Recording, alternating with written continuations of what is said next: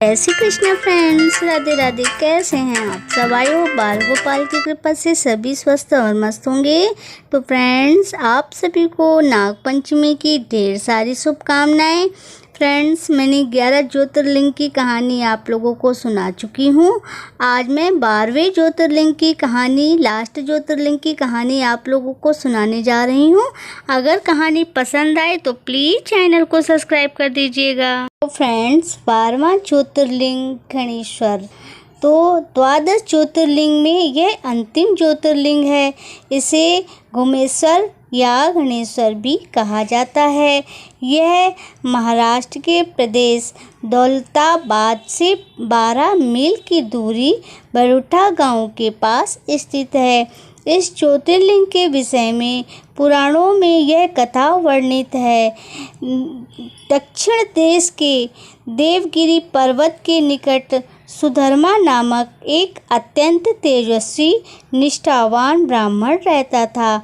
उसकी पत्नी का नाम सुदेहा था। उन दोनों में परस्पर बहुत प्रेम था। किसी भी प्रकार का कोई कष्ट नहीं था, लेकिन उनके घर कोई संतान नहीं थी। ज्योतिष गणना से पता चला कि सुदेहा कभी मां नहीं बन सकती। सुदेहा संतान की बहुत इच्छुक थी और उसे सुधर्मा से अपनी छोटी बहन से दूसरे विवाह की आग्रह की। पहले तो सुधर्मा को यह बात नहीं जची, लेकिन अंत में उन्हें अपनी पत्नी की जिद के आगे झुकना ही पड़ा। उसका आग्रह टाल नहीं पाए।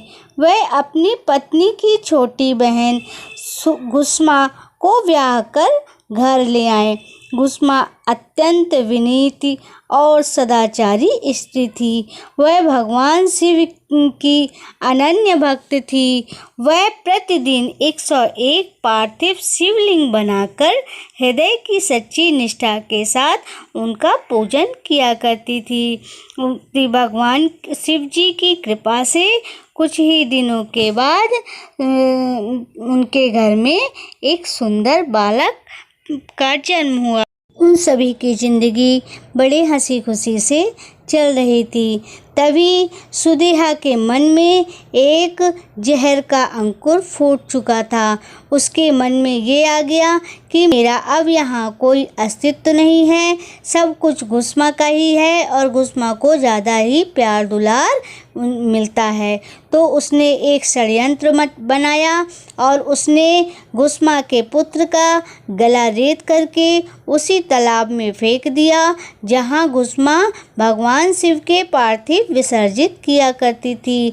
अब तो यहाँ कोलाहल मच गया, सभी रोने पीटने लग गए, लेकिन घुस्मा को कोई फर्क नहीं पड़ा। उसने रोज की तरह उस दिन भी भगवान शिव की 101 प्रतिमा पार्थिव बना करके बड़ी निष्ठा और श्रद्धा के साथ भगवान शिव की पूजन करने के बाद उसी तालाब में विसर्जित करने के लिए गई।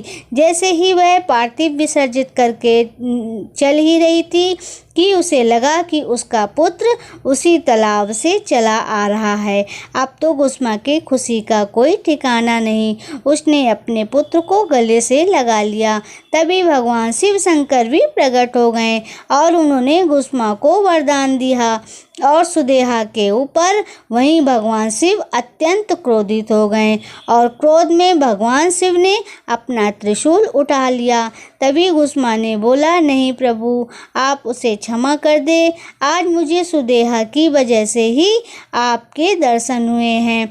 अगर आप मुझे वरदान देना ही चाहते हैं तो आप सदा सदा के लिए माता पार्वती जी के साथ यहीं विराजित हों और जन कल्याण करें। भगवान शिव ने घुस्मा की बात मानकर सदा सदा के लिए वहीं विराजमान हो गए। तभी से भगवान शिव का नाम घुस्मा से मिलता हुआ घुस्मेश्वर बाबा का नाम मिला। तो यह थी भगवान शिव के ग्रहणेश्वर ज्योतिर्लिंग की 12वें ज्योतिर्लिंग की कहानी। अगर आपको कहानी पसंद आई तो प्लीज़ चैनल को सब्सक्राइब कर दीजिएगा, लाइक कमेंट और शेयर भी कीजिएगा और हाँ, बेल आइकन ज़रूर प्रेस कीजिएगा, जिससे हमारी आने वाली हर वीडियो का नोटिफिकेशन आप तक पहुंचता रहे। अपना बहुत ख्याल रखिएगा। हम फिर से मिलेंगे एक नई वीडियो के साथ। जय श्री